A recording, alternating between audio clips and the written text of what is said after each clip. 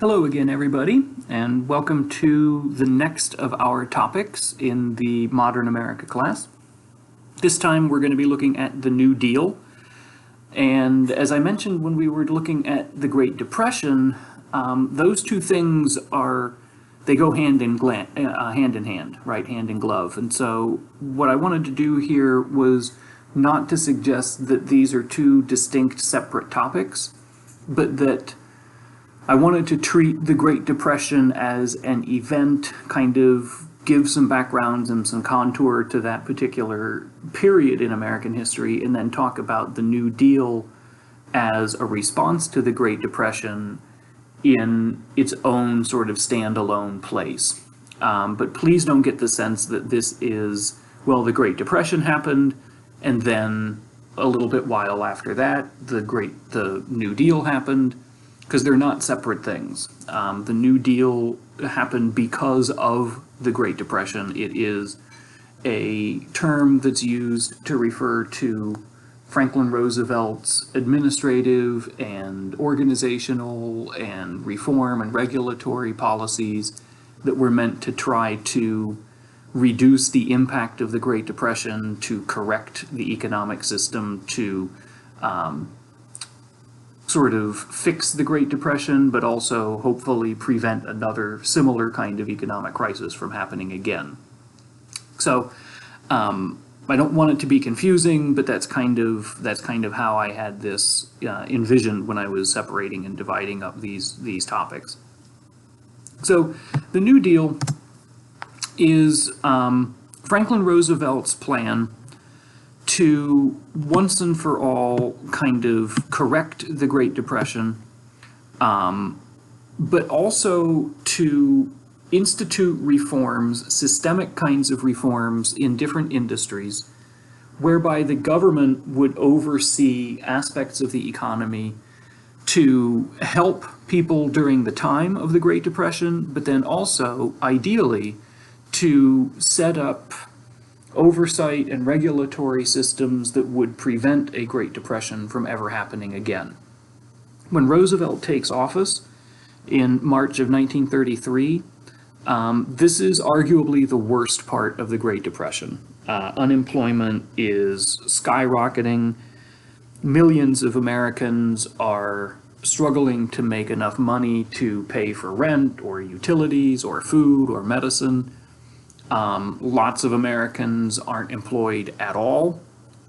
There is widespread upheaval as people move from place to place around the country, trying to find work, trying to find opportunities that in most cases simply aren't there.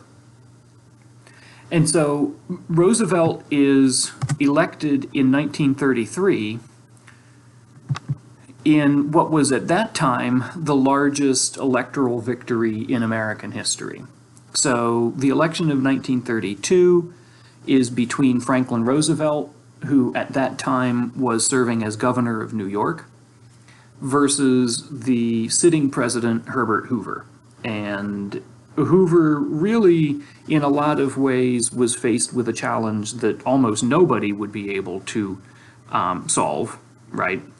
And Hoover, just in terms of his personality, just his constitution, his sort of psychological makeup, not really capable of addressing what the Great Depression was all about.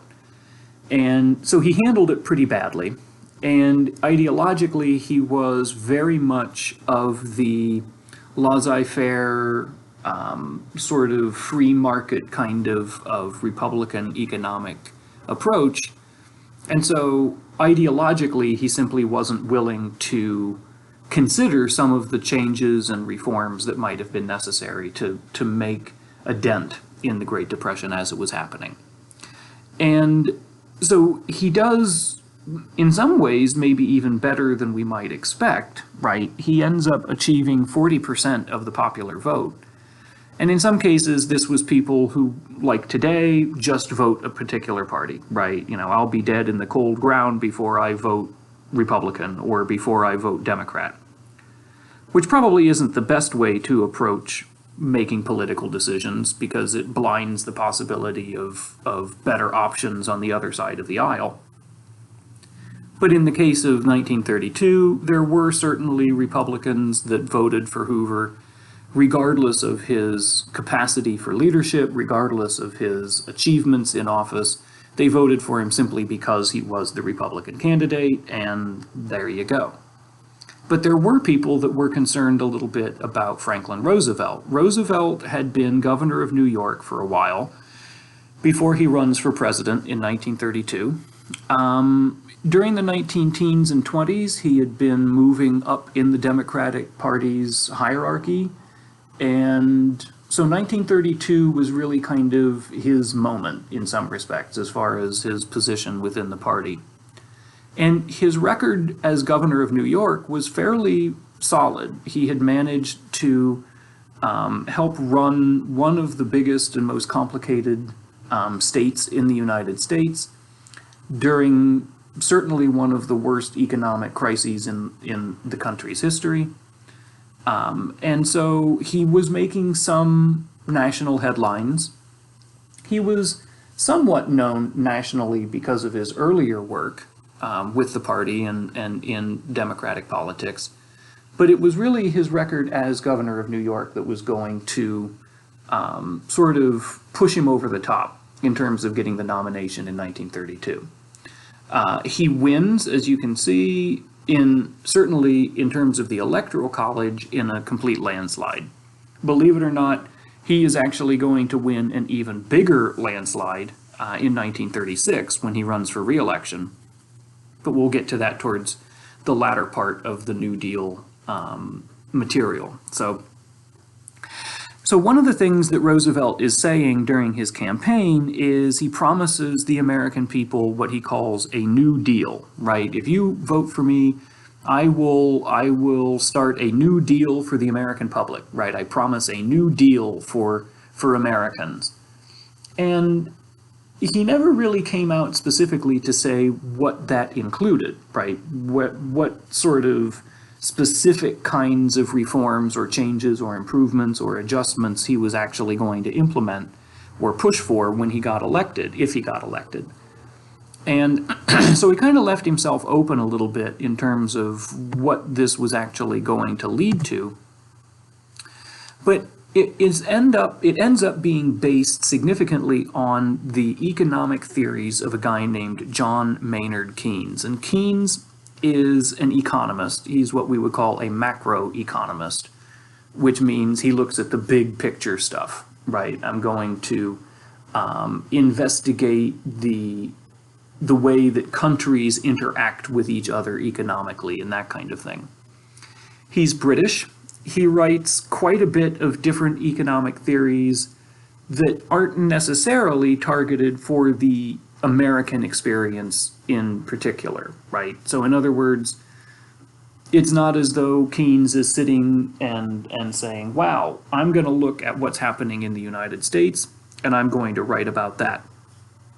Some of it he is, but some of it he is just sort of thinking more generally about economic theory and then putting that on paper. Ultimately, Keynes says that in the case of massive economic turmoil and upheaval, bordering on collapse, that the government of a particular country, and in this case, the United States, should be active in sort of intervening to support the free market, right? So where Hoover and laissez-faire people would say the market needs to find its own balance, it needs to sort itself out, Keynes says the market will not correct itself, and certainly won't correct itself fast enough unless the government gets actively involved.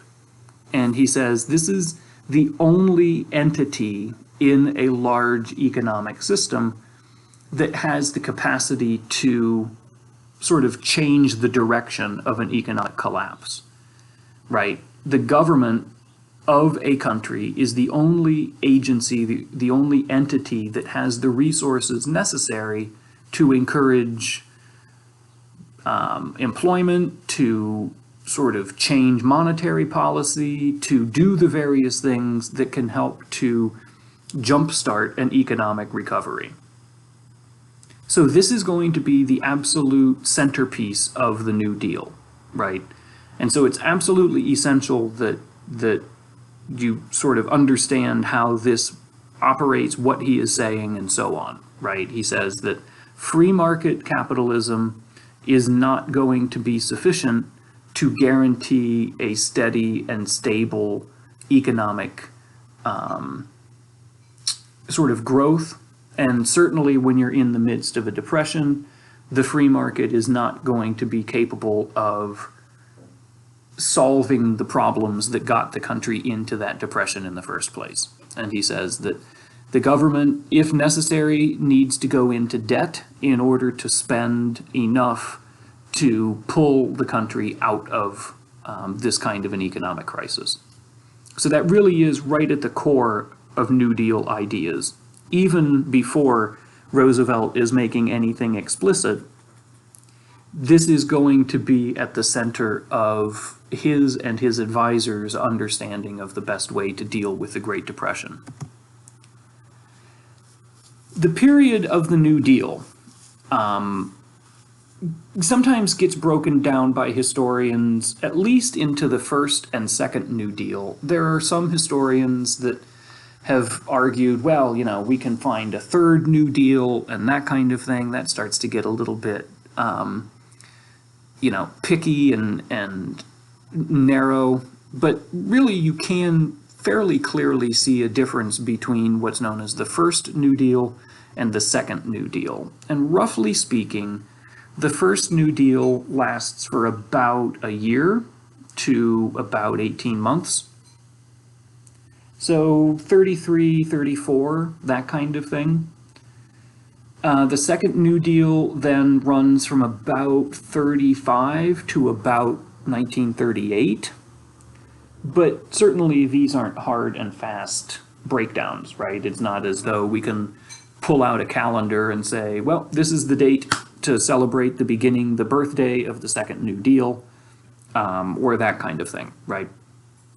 The first New Deal, by and large, tended to focus on regulatory solutions, right? We're going to fix the system by changing how the government oversees banks, or changing how the government watches over the stock market, or getting involved in regulating business activities in one way or another, right?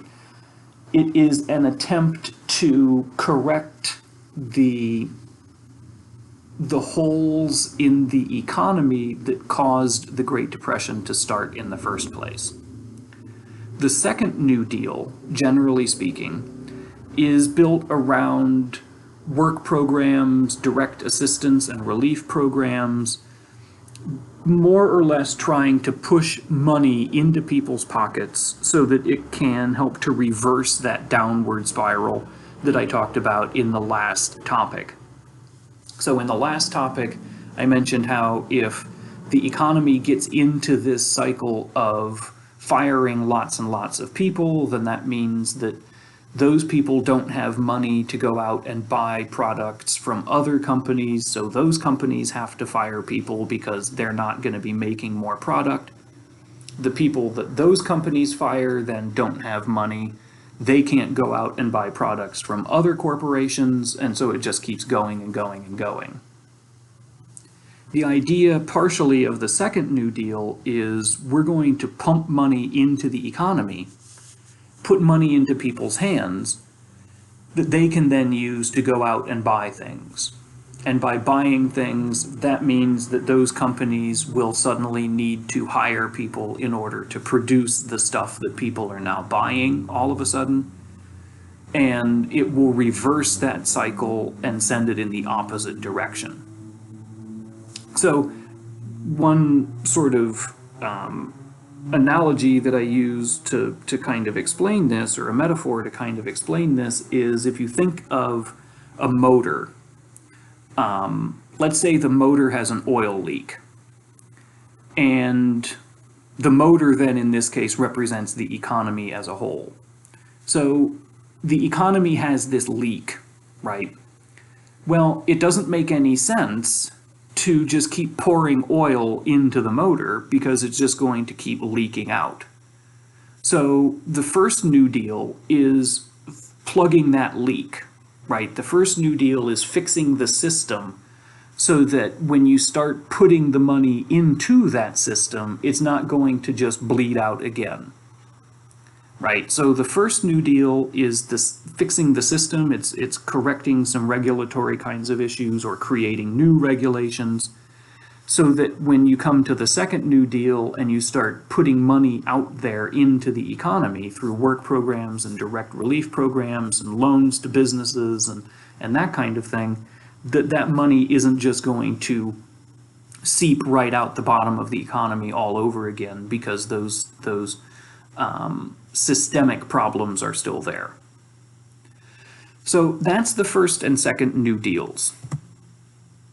One of the things that really defines Roosevelt's approach to government, especially his personal approach to government, is his connection with the American people. And this was a big problem for Hoover, right? Hoover, if you remember when I talked about the 1920s, might have mentioned it when I talked about the Great Depression, Hoover was a very formal, very buttoned up kind of individual, right? He was not friendly. He wasn't somebody that you would just have an easy conversation with. He didn't make a positive connection with the American people. Roosevelt, on the other hand, was probably one of the best at this.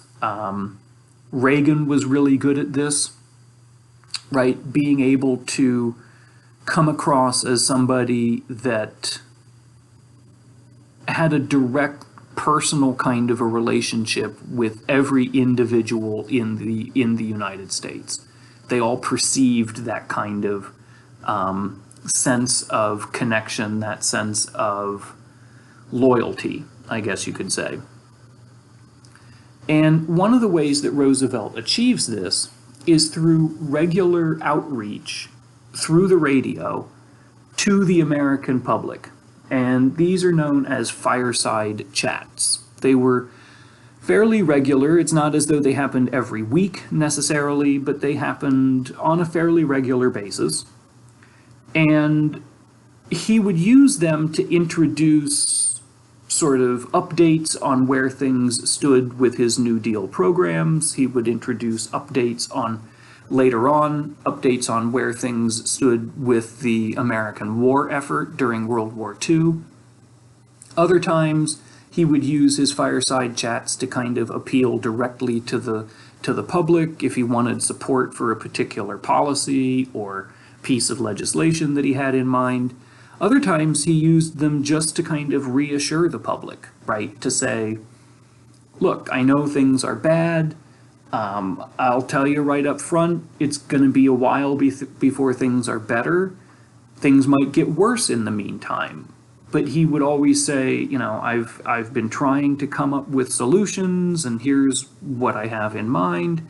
And he would use these very recognizable, relatable kinds of analogies and explanations for that, right? For instance, if he's talking about his legislative agenda and talking about what is happening and what's not happening, he uses a baseball reference, right? Where he says, look, you don't expect, if you're a hitter, you don't expect to get a hit every time you come to the plate. But if you get a hit out of every 3, you know, you're doing pretty well. And we'll keep coming up to the plate and keep trying to swing. And eventually we're going to be getting things that will actually help the economy. So he uses these very recognizable, very familiar kinds of references for people. Hugely, hugely popular. They were always very well scripted, but they were scripted to sound like they were off the cuff, right? Which is a very clever way of delivering it. So he knew when he was supposed to pause, he knew when he was supposed to kind of chuckle at his own joke or that kind of thing. All part of this idea of putting his listeners at ease and also delivering information good or bad, delivering information in a way that people could understand and still have that personal connection to him. So hugely, hugely important to his presidency.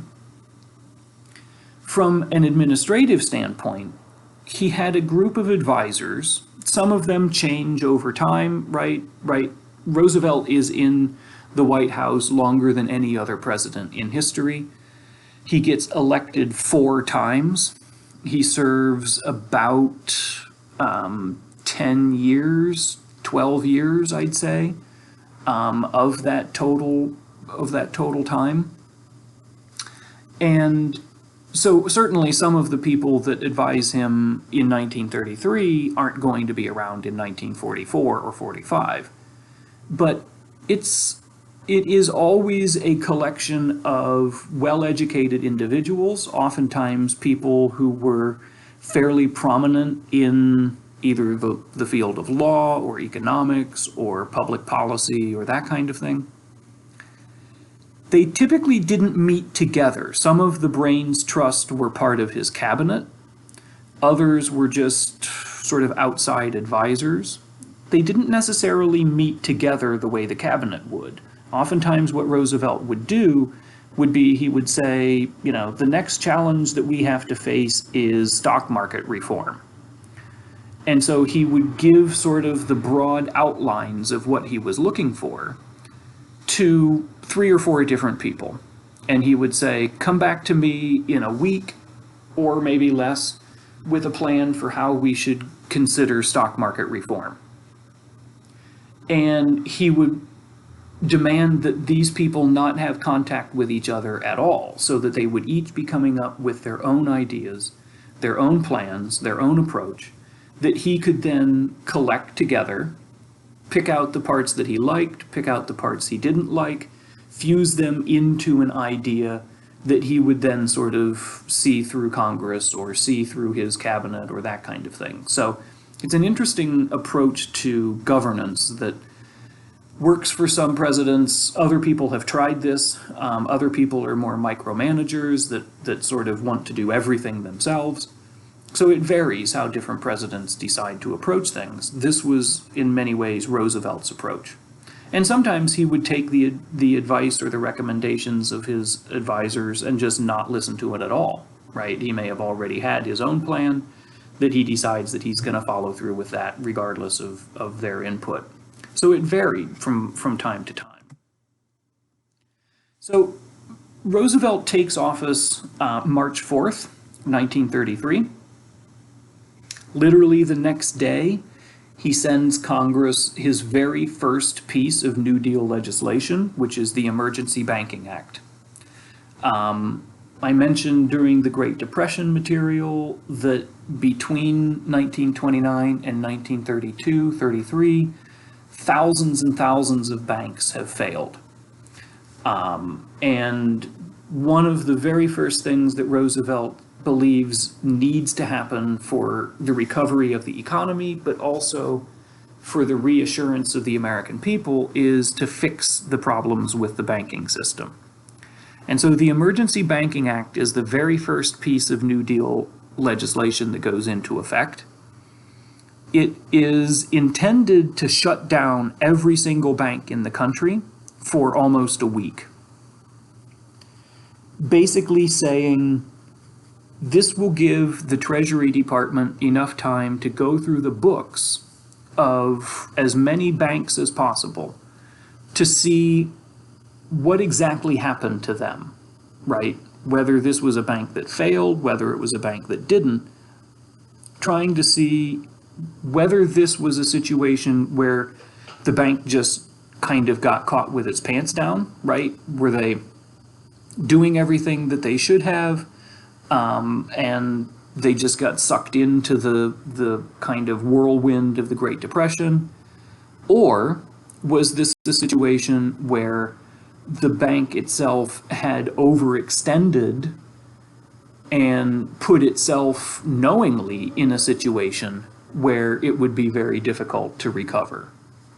And so in cases where the bank had just sort of gotten drawn into this through no real fault of its own, the government said, well, here's money for you to kind of reorganize, here's money for you to sort of rebuild yourself and open up on a limited basis then, when you see fit.